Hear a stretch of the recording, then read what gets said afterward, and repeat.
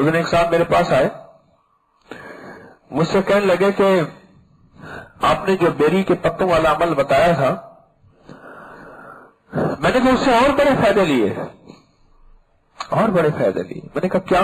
कहा आपने तो जादू जिन्नात के लिए बताया था, मैंने तो उसको टेंशन में आजमाया, ब्लड प्रेशर में आजमाया,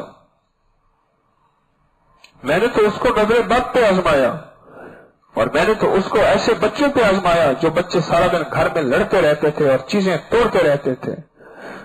और कहा कि अब तो आलम यह है कि मैं अपने इलाकों में बेरी के पत्तों वाला बाबा मशहूर हो गया हूं।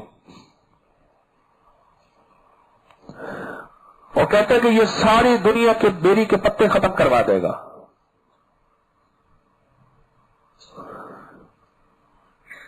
मशहूर हो गया हूं। जो भी किसको तकलीफ होती है, वो जिस्मानी हो, वो रूहानी हो, वो औलाद की हो, हत्ता के हामला कहती है कि बच्चा मेरा उल्टा है, मैं कहता हूं उसको बेरी के पत्तों से नहलाओ, वो जो अमल है मैंने बताया आपको।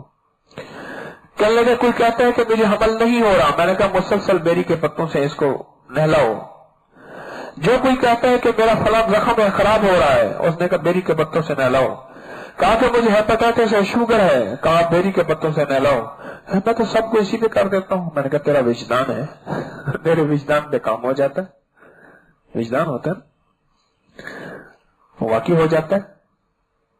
वो कहते जिसको भी आई तकलीफ, मैं कहता हूं उसको इससे नहलाओ।